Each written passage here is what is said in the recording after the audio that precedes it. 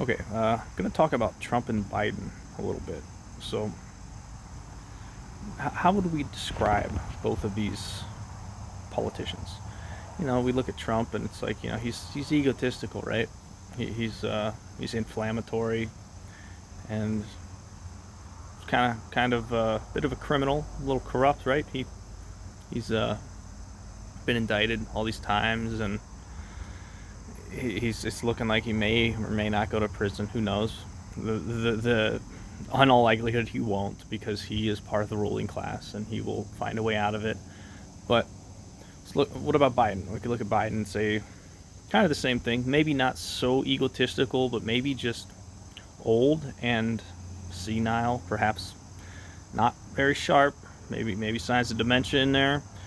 He's not very sharp. Again, he can't really speak to the issues in an intelligent manner anymore. And what else? Well, he's also corrupt, right? Also seems to have a bit of a criminal side to him as well. Whether it's with the this money going to his son through Ukraine and all of that. The bottom line, though, the similarities between them, though, is that they're both looking like criminals, right? Trump and Biden are both looking like we could put them both in prison if we chose to, if the justice system perhaps did what it was supposed to do. So my 2024 slogan is Trump and Biden for prison. 2024. How's that sound? What kind of a precedent would it set and send to the rest of our politicians if we put presidents in prison? If we put the highest politicians in the land in prison? I think it would scare the living dog shit out of them. I think it would scare the living dog shit out of Nancy Pelosi, Chuck Schumer, Mitch McConnell, all these people who are, what's the commonality among all of them? Well, they're pretty old, right? I mean, how many times a month is Mitch McConnell going to freeze in front of an audience? It's getting ridiculous. And here's the part that you might not agree with me with, but who's voting for these politicians? Well, it's the American public, right? It's us. And if you don't vote, you're just as complicit in this corruption and this senility, right? So the point is that we represent politicians we vote for politicians that represent us, right? And we may say that they're not representing our interests, but the truth is maybe they kind of are in some ways, right? Maybe not representing our interests, but they're not representing. They are representing us. They're representing the U.S. public, and I think they're kind of an extension of the U.S. public. I mean, there's a lot of again, Trump's real egotistical, right? There's a lot of egotistical, inflammatory people in the U.S. who just kind of like pushing buttons to see what happens.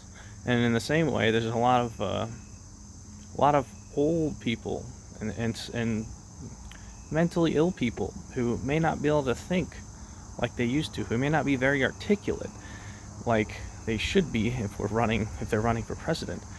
It seems to me that these presidents, Trump and Biden, represent the U.S. population to a T.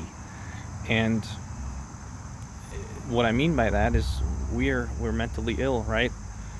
And we're fearful, and we are egotistical, and we are inflammatory, and all of these characteristics are seen in both Trump and Biden. And what else we are is the U.S. public is criminal, and that's what you might not like to hear. But let's think about this, okay? The U.S. public votes for politicians seemingly endlessly that support the military-industrial complex, and in doing so, they're complicit to the war crimes that our country commits. Okay, that's how this works. If you don't admit that both the Democrat and Republican parties and the candidates they put forth in the last 40 years are not different from each other on this military front, on this imperialist regime front, then you're complicit in those war crimes. So the United States citizens are criminals, okay? They're war criminals. They are egotistical. They are mentally ill.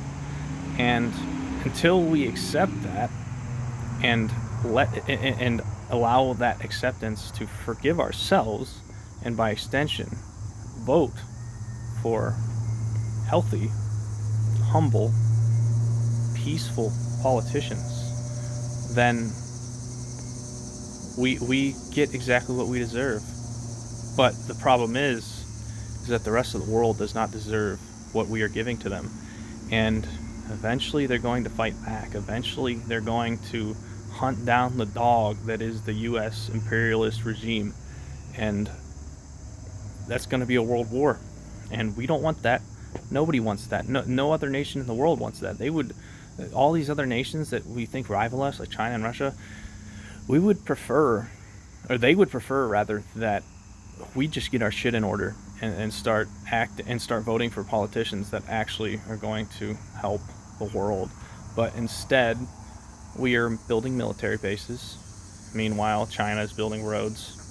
Okay, and again, if you are an American citizen and you are voting for these two candidates, or rather these two establishment parties, you're complicit in the war crimes. You are. That's what you have to realize. If you allow yourself to get divided along political lines so much to the point that you don't realize that both those political parties are war criminals, then you're complicit. Okay? You have to admit mistakes, and it's okay to admit mistakes. And because admission is the first step towards forgiveness, forgiving yourself. Again, we have a lot of mental illness in this country, and if you think the fact that depression, anxiety, and all this is rising, it has nothing to do, or it has no connection to the fact that our current president is mentally ill and senile, and if you think that the nationalism that's rising, this nationalistic pride, has nothing to do with the fact that our previous president was an egotistical, inflammatory asshole, then you're not making the connections here. Okay, the presidents, they do represent the public. Now, maybe they're not representing our deep down interests, but that's because we're being manipulated to vote for corruption, and ultimately we are complicit in that corruption. Now, you have to become conscious of the fact that you are complicit, that you are contributing to it by voting for these establishment candidates, and once you do that, you have no excuses to contribute to it. It's cognitive dissonance is a very, very prevalent problem in the United States. We have pride in accomplishments we played no part in, and if you want to watch a good bit on pride and on nationalism, go watch Doug Stanhope. Just type in Doug Stanhope nationalism on YouTube. Watch that bit. He might open your mind up to reality a little bit. So, bottom line, the politicians we elect kind of reflect our own behaviors, okay? And if we continue to be selfish, if we continue to allow ourselves to dive deeper into these mental illnesses, if we never take control of ourselves and quit voting along political lines because of the fear propagation in the media, then we are going to end up in a world war, and it's going to be basically a bunch of old people, older voters who led the younger generations into war yet again. We can avoid this, okay? And I'm calling on young people here primarily, right? Because we don't vote, right?